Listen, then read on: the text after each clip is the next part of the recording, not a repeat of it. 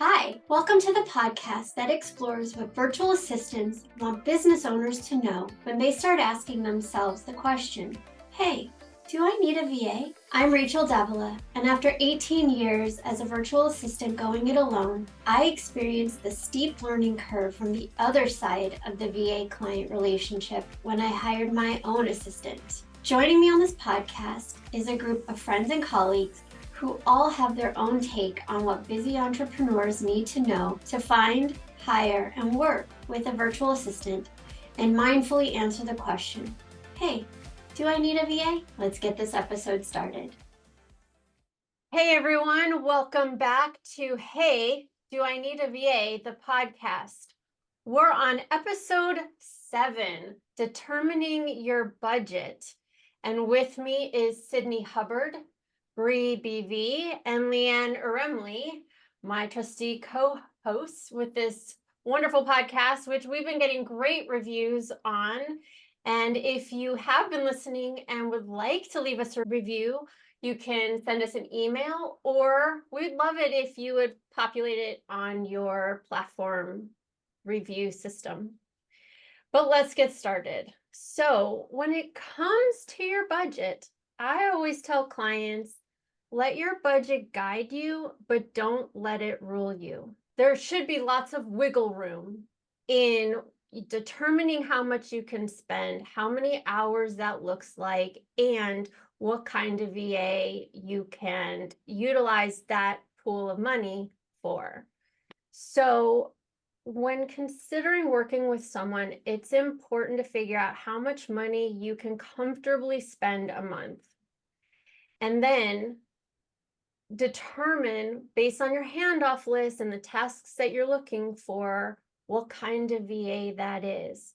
Because different VAs charge different rates. So if you have $300, you could get 10 hours at $30 an hour, or, oh God, I'm going to do math. 5 hours at $60 an hour, right? So it may feel like you have a lot to hand off and all of it feels urgent, but as you're going to find out, there are ways to still get those important projects done and still find the right fit for your budget. So, ladies, one thing I do want to mention, a VA was never meant to be a low-cost option for an employee. Employees get paid by the employer. The employer takes on all of the overhead, the taxes, the time off, all that kind of stuff. A VA is their own business and they handle their overhead, taxes, and everything. And that price gets allotted into their hourly rate or their package or how they charge. So it's going to cost differently than an employee. The other thing is a VA hour is different than an employee's hour. An employee gets paid whether they're at their desk or they're talking to a coworker or wandering the halls. A VA, I don't know about you guys, but when they charge by the butt in the chair time they're working on your project. So that's something to consider when looking at your budget and looking at the number of hours, because a VA hour is different than yours, right? If a project takes you a long time and you hire someone who specializes in that task, it's going to take them less time. And I don't know about you guys, but like I track my time when I start work and I turn my tracker off when I'm done working. And so it may take me 2 hours to work on a project, but that could be split over the whole month, right? Like in little increments. So those are important things to know ahead of time when you're thinking about budget and the amount of hours that you need. But I want to open this up to everybody else. What's one thing that you share with clients when you guys start the conversation around budgets and how much things are going to cost? Let's start with Leanne. Okay. One of the things I always tell my clients is no matter what your budget is, let's start with something, a big pain point, but like the very first thing, it doesn't need to be like your whole budget. Let's start with something smaller. Don't panic that I only have 5 hours and I only get let's start with one thing, and then we can move forward from there. So when they're budgeting, I try to get them to think through more like, I need this done first, and then move from there when they're figuring out their budget. Yeah. Great. How about you? Yeah, similarly, like I always try to explain to clients too that like when we start working together, it does take a little bit of extra time in the beginning to do that get to know you phase, because you want somebody who's going to invest in getting to know what your voice is, what your brand feel is, what you like and what you don't, which requires some a little bit more back and forth in the beginning that will pay off big time throughout the rest of it, because you'll have to do less hand holding, they'll get a better feel for you, they'll be able to take on tasks without extra guidance from you, which will save you time in your budget later. So it's a future investment for things that are going to come moving forward, because when you pick a virtual assistant or somebody that you want to work with, you don't want to just do it as a one-off month thing. You want it to be a long lasting growing relationship. So it's a future investment in that relationship and that working collaboration that's going to be fostering something good for both of you. And to start with, like, what is something that is feeling really, really overwhelming, but you can get pieces of it done. And if that means like, what's the most important piece that you want to do this month? And if you want to get it all done in the first month, then it might cost you a little bit more. But if you want to pace it out, maybe there's like, we could get this chunk done this month, and then let's say this piece for next month, and let's milestone it out so that you can see that it's coming, have a plan for it, and kind of have a comfort in knowing that that's coming, or knowing that if you have a press for it, that maybe it's just a little extra investment for a short period to get that pushed out. I love how you called it an investment. You know, so often we just think about the task or handing it off, but you don't consider I'm investing time and energy to get to know vice versa, right? Like the client is getting to know the VA is getting to know the client, and there is that time that it takes to build that comfort and that trust and to go, oh, I can hand this off and they're going to do it great, and not be so caught up in how much is it costing me. Yeah, I Yeah. like. And that the investment's on both sides that Yes. way. Sydney, how about you? I think that for a while, I didn't think that much about the client end of them having to figure out like what's their budget, like the amount of time they would want me to work. And I think that what got me thinking more about that was when I got into kind of situations with a disorganized client. And then it's like, oh wait, like I'm not being paid. And so I think I trust that the client will know how to budget their business. But something that in the future I want to be really working on, and like the initial interactions with a client is like, okay, how much are you willing to pay for a VA, right? And that means how many hours do you want me to work per month? Because I don't want to have to be doing budget work for the client if that's not what they're paying me to do. But I think definitely having a client think about that if they weren't already is definitely something that in the future I will be very conscious of. Well, and I definitely think it's definitely something to bring up in those initial conversations, right? I mean, in future episodes we're going to talk about interview process and the questions that a VA will ask or that a client needs to ask, because I know for me, like, do you have time to do X amount of hours? Do you have the budget for X amount of hours? Right? Do I have space for X amount of hours? So, it's definitely should be initial conversation piece before you sign on the line to work with somebody. This is my budget. This is how much I have. Do you have that time in your practice? Do you have the budget in your in your wallet, right? So I think, yes, it's definitely good for both sides to know and to communicate that.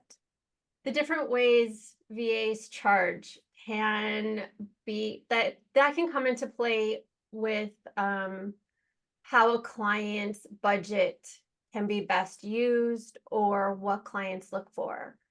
I know that when clients come to me and say, yeah, they want me to pay 20 hours up front, but we haven't even worked together yet. That kind of feels like a red flag for me because I feel like there is that getting to know you period, and 20 hours a month is a lot of time, for anyone. So when it comes to the way you charge, what do you tell clients? Like, how do you track time? How do you charge? So I charge one of two ways. I either charge by the hour or I charge by the project. But a lot of my work is also like do a website. If I do by hour, it's the numbers get to be scary. It makes more sense to do by the project. It's more of a, hey, this is what you get at the end. That being said, I also want my clients to know that I'm not like, hey, I'm going to do 15 minutes and then you're going to disappear, because that doesn't make much sense. So for me, any new client, I ask them to put a retainer down of just for 1 hour, pay for the first hour and then we work from there, so that I know they're real, that kind of stuff. I've had people do things in the past where they've taken the work and taken off, but I definitely do by the hour and then by project. I'm interested to hear how Bree's working on things though, because she had a hint earlier. Go for it, Bree. So there's a couple of ways. What we have done in the past is done prepaid retainers where people pay up front for amount of hours to kind of get ahead of that problem that Cindy was talking about. And the part I like about that for way of doing it and how we've done it before is that clients know how much they're paying. They know what they're going to get at the end of that. It can be tracked and it can be sent to them. Nobody's surprised by a large bill at the end of the month. You kind of set up that expectation. I've heard some horror stories from clients and people who've worked with people where they're like, I just said I wanted to do these tasks. We talked that it would be about this amount of time and that would be what they would charge me. And then at the end of the month, they get a bill that's double because things happened, things came up, there wasn't a communication about how much extra it was, and the bill was double. So to get around that, that's one way that we've done things. The other way that we're doing things is that we're doing things based on deliverables and custom-made packages. So you want 2 newsletters a month, 8 social media posts that are this types of posts, and you want this kind of thing. That's this packaged rate at this, and that has things that we were talking about earlier already allotted into it. Our overhead costs, the cost for our programs and things that we're using in conjunction with the tasks that we're doing, the prices that we're paying for our contractors, all those kinds of things. And then we have some tasks that you just can't say like, oh, for sure it's going to be 5 hours of admin this month. So on those ones, then we have those kinds of things will be charged at hourly. So we kind of been doing a combination of these are your set prices for this deliverable, and then these are where we can help fill in the gaps and do that, buy a chunk of hours ahead of time. We'll give you a report of how those hours are being used and have a combination that way. For me, I started paying by the hour by week. And I think mostly that was just because it was easier for me to keep track of. But as my business grew, I started charging per hour per month. So I'll send an invoice at the end of the month, detailing like, this is what I worked on, this is how much time I spent on everything. I think that the upside of that is that clients can trust that here's everything that I'm doing, and here's all the time that it took, and you can see it, and then you can pay me, and you can ask me any questions that you want about how long something took. I think the downside of that is that I'm not being paid ahead of time for my work. So I'll be doing all of this work, and then I'll have to wait. Depending on the clients, most clients are great. But I mean, every so often there will be a client that's like that just isn't the most on top of the billing. And so that's why I really like the idea of the retainer. And I also like the idea of what Rachel is going to talk about. So, um, I just learned this new system. It's called a debit card system. So, how that's different than a retainer, I feel like a retainer is you pay a certain amount for a certain amount of hours per month. And the way I have done retainers in the past is if you don't use all of your hours, they don't roll over to the next month. And so it kind of encourages clients to hand stuff off to do the things. So if they have 10 hours, I'm still tracking it. But then if they're only at 7 and we're wrapping up the month, you know, on both ends, you got 3 hours left of work because you're paying for the hours. And that's kind of a retainer. But it never really sat well with me because I didn't want to have to chase work. I kind of wanted clients to be like, oh, I have 10 hours. Where are we at? Here. But so this debit card system, clients pay for a package of 10, 20 hours, but they have 3 months to use it. So I track my time and then I deduct from the total number of hours and send them a reminder each week. It's a little bit more administrative on my end, but I kind of feel like that gives some wiggle room, especially with new clients who we might say, let's do a 3-month trial. Here's a, set number of hours and if it goes really great, then they can purchase more hours when they run out. But if they're not, then they have 3 months to use the package of hours. So I kind of like that better than, because I've run into clients like Sydney was talking about that, you do all the work and then you have to chase and you have to cajole and you have to wait. And sometimes you just the VA has to eat. I mean, I still have things on my books from when I first started my business because I didn't know what I didn't know back then, and now I know better. But so yeah, I like the prepaid debit card because then I know, and then I can say, and each week the client gets a reminder. This is where you're at. Come on, give me something. Let's do this. I like with that type of payment thing where they're prepaying too, there's no surprises, right? Everybody knows that that's how much they've invested once it's gone. And like with us, when we do the retainer stuff, the way that we do it is we do like at 50% of the time, you get an update, we're halfway through. So if we're on a big project, you're going to know that there's lots of tasking happening. So you're probably going to see that come out a little faster. And then we update them at 75% as well. So that then if they only have that last little chunk left and they're like, okay, now they can set their priorities for the rest of that retainer if that's what they have for that month or the time that they want to use. They could be like, you know what, let's just focus on this, or let's top it up, or let's change our focus and this is the priority. We'll leave the rest for next month. That doing it that way and giving them a heads up on things starts a conversation and allows them to make some more decisions on how that want that time spent. And same thing with the pre-priced package things, that they know that that's what they're getting, that those are their receivables. They can count on those, and then anything else they need, they can have topped up. So I think it helps having more conversations, because what we have found is sometimes when you're doing the hourly too, it can kind of shift the relationship a bit, and the conversation gets more focused and fixated on nitpicking hours over what is being done. What is the, like, you get kind of caught up in the details instead of seeing the big picture, right? Like, these are the big things that we've done. Here, celebrate the wins. We've got traction on this. We launched this thing that's making you some money to help pay for the next thing, or whatever it is, right? That sometimes it can get then like, now we're focused on 5 minutes was spent on that and 10 minutes, and it's always kind of like that. Here's the report for your invoice and your kind of gun shy, or there's like these awkward conversations that come. So I find that in the deliverables piece of it, there's a little bit more freedom on that. That's like, hey, I know it's this and I know it's that. And if I need to make adjustments because it took more time than I thought on my end for me paying my subcontractors and stuff, well, then that's something I need to address in my rates and things. But it's not so much in the forefront and becoming something that can get lost. Yeah. Yeah. I don't itemize my time. I just, here's the amount of time you used. I mean, I do communicate with the client throughout the time, the month with what I'm doing and everything. But in terms of this is how long it took me, I don't share that with a client.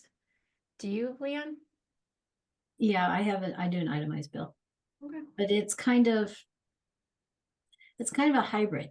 So I don't say I did 15 minutes on this day and 10 minutes on this day on a project. It's like the project was this amount of time, even if it's, as many, it's like, okay, I worked, 2 days and it took me, half hour each day. Well, it was 1 hour Right. towards that. I don't, I didn't, hey, between 12 and 2, I did this much time. I don't go quite that detail. But they do get an itemized bill of everything that I do, unless it's a project based, in which case it's, here you go. Yeah, here's the project. Yeah. So do you guys ever help a client figure out what their budget is? Like, how much do you have? Okay, how many hours, right? Because VAs charge across the board. I mean, you have a $25 an hour VA all the way up to $100 an hour VA and all points in between. So, if someone has only a finite amount of money per month, I think a lot of people think, oh, it's going to take me a lot of time, so I need to hire a $25 an hour VA because I need 10, 15, whatever hours. But then what they really need, based on our episode with All VAs Are Different, is they need a higher price VA to help them get things going and everything. So in my Find a VA program, I have a worksheet that kind of takes clients through, okay, well, if I hire a VA at this price point, I get this many hours. And if I hire someone at this price point, I get this many hours. And based on my handoff list and the skills that I need, that's the range, so that when they start the interview process, then they can kind of go, oh, okay, well, they fit within my range, right? Because I need X number of hours or skills. So I will put a link to that worksheet with the show notes. Do you guys offer anything that can help a client determine their budget? I don't offer something specifically that helps the client determine the budget, but the resource that we have is ways that you can save money when you're working with a virtual assistant, like different ways that you can feed them information or things that you can consider that would make things efficient, and then obviously save you time that way. That's a good offering too. So can we put that in with the show notes? Yep. Yay. Well, because those two things together really could help somebody kind of look at their handoff list and go, oh, well, according to Breeze, how to save money, I need to do all this before, so that I can fit in with Rachel's budget worksheet. Right.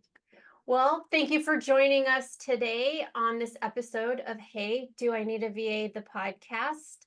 If you have any questions, you can email them to us at heyvapodcast@gmail.com, or use the Linktree link in our show notes to contact any one of us.